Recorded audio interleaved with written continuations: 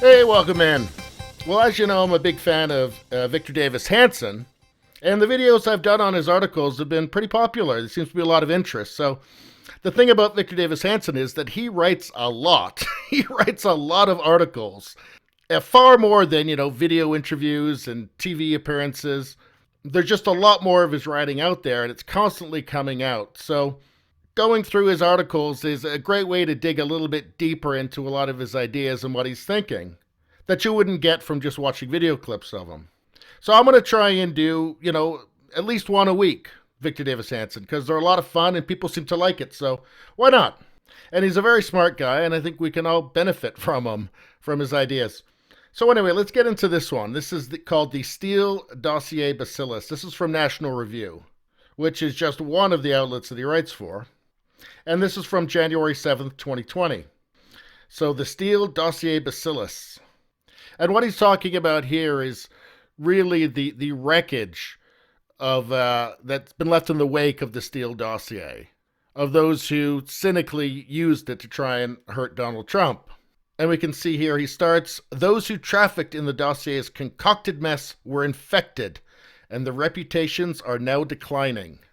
In 2016, Hillary Clinton, the presidential candidate, hired an ex-intelligence officer and foreign national, British subject Christopher Steele, to use Russian sources to find dirt, or opposition research, on her then political opponent Donald Trump. So much for the worry about foreign interference in U.S. elections. And it still amazes me that just out of shame, the kind of liberal mainstream media, the CNNs, MSNBCs, whatnot, still don't acknowledge or want to talk about at all that Hillary Clinton was knee-deep in the Steele dossier. It's incredible and shameless. Anyway, we continue. The public would take years to learn of the funding sources of Steele because Clinton camouflaged her role through three firewalls: the Democratic National Committee, the Perkins Coie legal firm, and Glenn Simpson's Fusion GPS opposition research firm. Hey, if you could just take a second to subscribe, share, or like, that really helps me out. Thanks a lot. So, through the DNC, this legal firm, and Fusion GPS. And then behind all of that was Hillary Clinton and her campaign. It goes on, Steele had collected rumor and gossip from mostly Russian sources in an effort to tar Trump as a Russian colluder and asset. We now know that his sources were either bogus or deliberately warped by Steele himself. So we now know that his sources were either bogus or he deliberately misinterpreted or misrepresented the information. It goes on, almost everything in the dossier was unverified and later was proven false. Now I'm kind of going to cut this down a little bit here and digest it a little bit for the sake of time and for the sake of your concentration. Anyway, it goes on. The Inspector General of the U.S. Department of Justice, Michael Horowitz, after an exhaustive study, found that the Steele dossier was not just unverifiable, but unethically and unprofessionally used to delude federal judges to issue warrants to surveil an American citizen.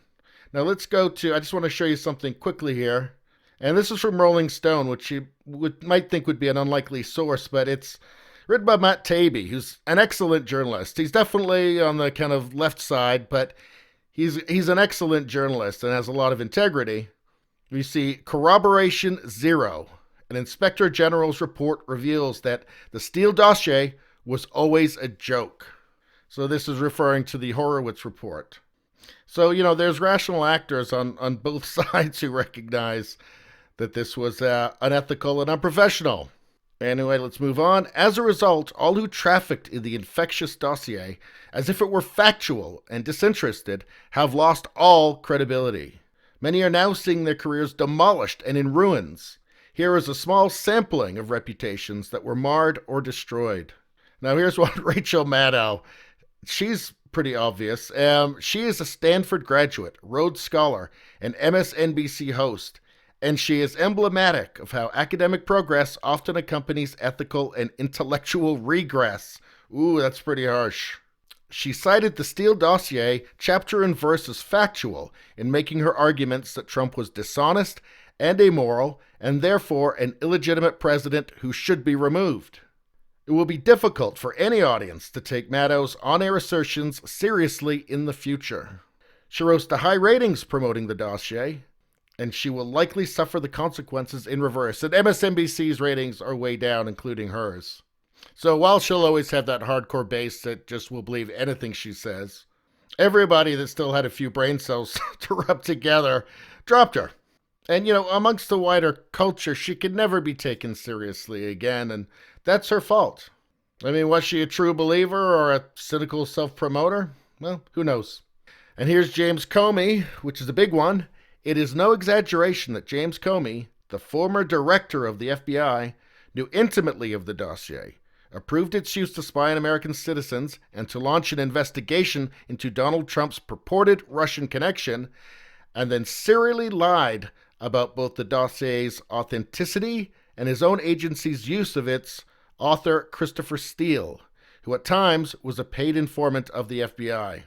More than a dozen top FBI agents, investigators, and lawyers who worked for Comey in the FBI's Washington office have now either been fired, disgraced, reassigned, demoted, or they have quit or have abruptly retired.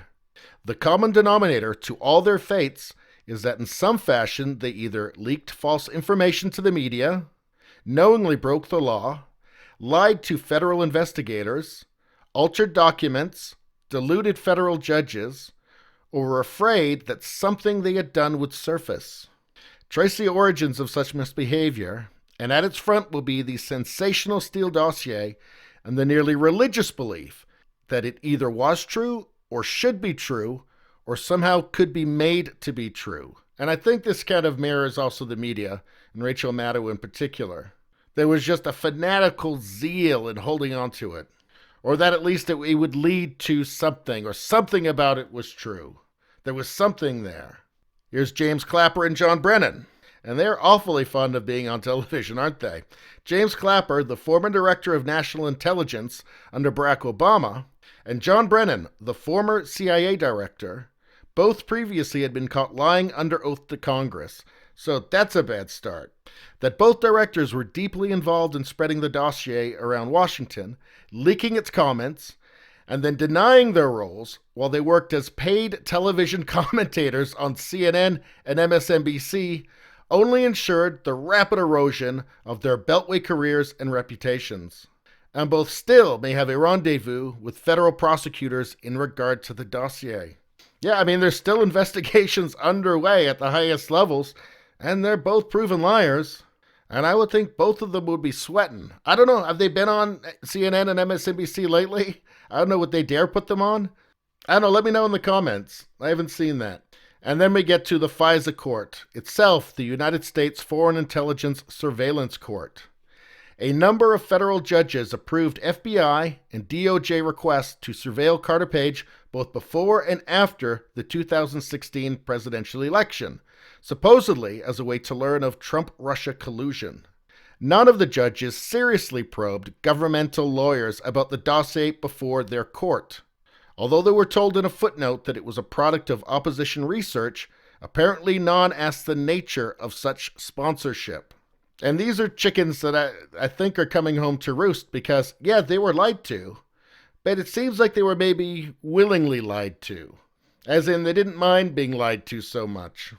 And it continues, and like it or not, the entire reputation of the FISA court is now in shreds, both for being so easily or willingly fooled, and for so opportunistically and belatedly criticizing those who deluded them.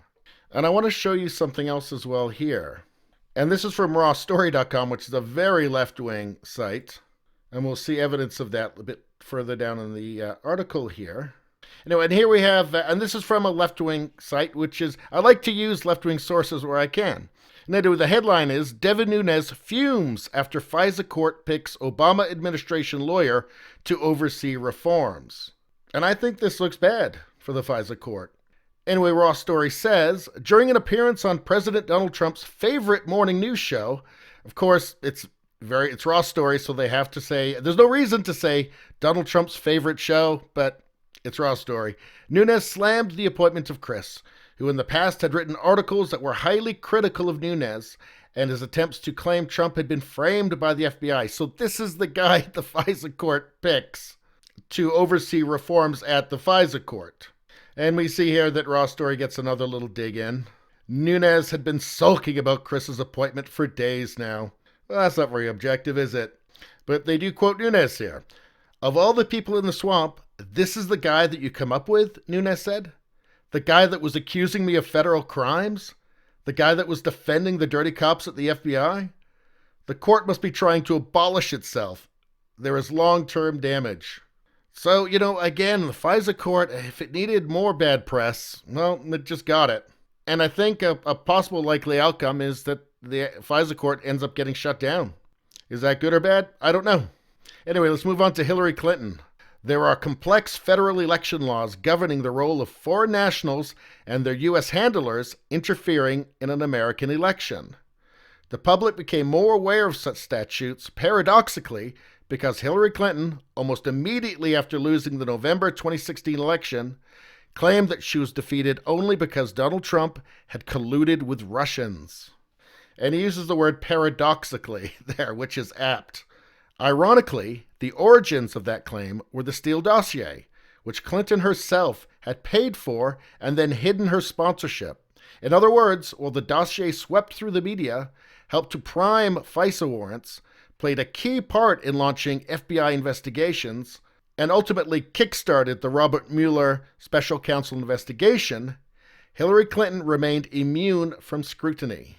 Think of the paradox.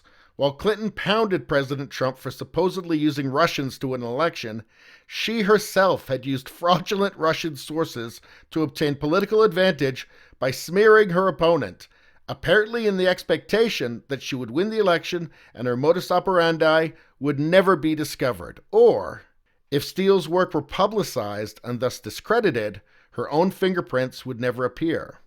Or no one would dare to question President Clinton. But I wonder if that day is coming, I wonder. One unspoken reason that Hillary Clinton remains persona non grata among liberal circles is the suspicion that the entire truth about her role in collusion with foreign actors will eventually emerge and her presence will become at last toxic. Yeah, it seems like there's a lot of skeletons in the closet there. So, what will happen with that? Who knows? But if the calls for to hold her accountable start coming, and they won't come from Rachel Maddow, we know that much. And now for Adam Schiff. Adam Schiff's reputation hit rock bottom in recent years. He lied about his relationship to the so-called whistleblower. His Minority Report memo was discredited by Inspector General Horowitz. He read a bogus version of the Trump-Ukraine phone call into the congressional record, and when called out, begged off by claiming it was merely parody. That was one of the more bizarre things I've ever seen. I mean, just this kind of D-rate Sopranos dialogue, it was brutal. And just a completely thinly veiled as you can, thinly veiled attempt to plant misinformation into voters' heads. I mean, was it the act of a desperate man or a man just with simply no ethics? Probably both. Anyway, and he began the impeachment inquiry in a basement without either transparency or bipartisan rules of cross-examination and disclosure. So they began the impeachment inquiry in secret, which if you had, real solid stuff, you'd probably want it out in the public. You wouldn't want it secret. But Schiff's 2-year insistence that Steele's research was reliable and that it nonetheless did not provide the chief basis for FISA warrants was demonstrably untrue. How paradoxical that Steele's promoters both defended the dossier and yet denied that it was pivotal. So basically having it both ways. It continues, Schiff may remain a hero to the Never Trump fringe for his any means necessary efforts to destroy Trump, but even the media now distrust him. His own party will come to see him as a transiently useful, dishonest prevaricator whose utility is already waning. And at some point I think that the mainstream media will decide that it has no choice but to at least try and give the appearance of impartiality, to just not be so blatantly obvious about their narratives and their goals. And I think that's when people like Schiff, that's when their real downfall will come, because they will be the sacrificial lambs for the media. The media that once lionized and honored them will tar and feather them. That is my prediction, but you know what? I may be wrong. I'm wrong all the time. Anyway, let's finish this off. The Steele dossier resembles some sort of bacillus. Anyone who put currency into it was infected, and the contagion was passed on as the dossier made its rounds throughout the media and government. Those who were infected by it are now in the end stages of career decline. And the only antidote to the infection, honest admission that the dossier was bogus and used for unethical and often illegal purposes, is apparently seen by the stricken as worse than the terminal disease. Well, that doesn't appear to be true. I do think that the media, at least, is going to have a reckoning. Because at the end of the day, it's a business. They need to make money. The people pulling the strings of the, Anderson Cooper and Don Lemon and Rachel Maddow and Chris Matthews, their final responsibility is to be profitable. And, if the ratings are any judge, they're marginalizing themselves. And that's not good for a mass media product. So I think there is going to be a reckoning that comes, and it's going to have to be voluntary. And I think it will be. And will things be a ton better? Probably not. But at least a little bit. Maybe the insane kind of, like Rachel Maddow talking about the Russians are going to shut off the electrical grid. That sort of stuff is going to have to go by the wayside.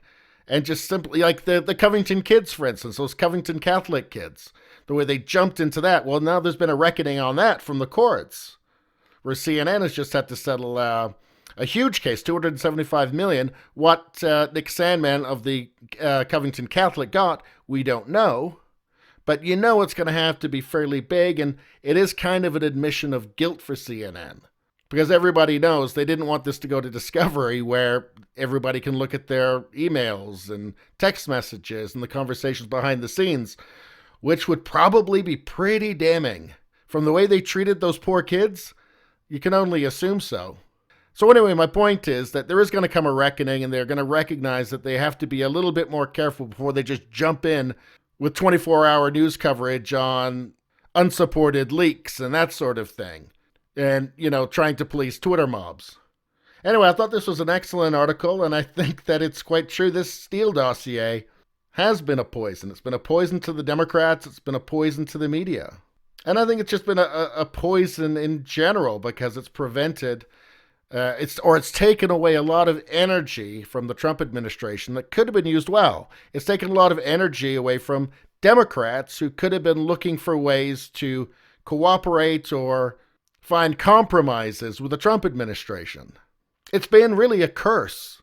And I think the sooner that, the relevant parties cleanse themselves of that curse, the better. Anyway, thank you very much. I hope you enjoyed it. Please subscribe. The algorithm does not want you to see this kind of content. It will try and hide it from you. So you must subscribe if you want to see more. If you don't have time to watch all my amazing videos, you can listen to them on the podcast, Radio Baloney. It's all over the place, Apple Podcasts and iTunes and Spotify and CastBox and a whole bunch of other places, tons of them. Radio Baloney. Google it, you'll find it. Thank you very much. We'll see you next time.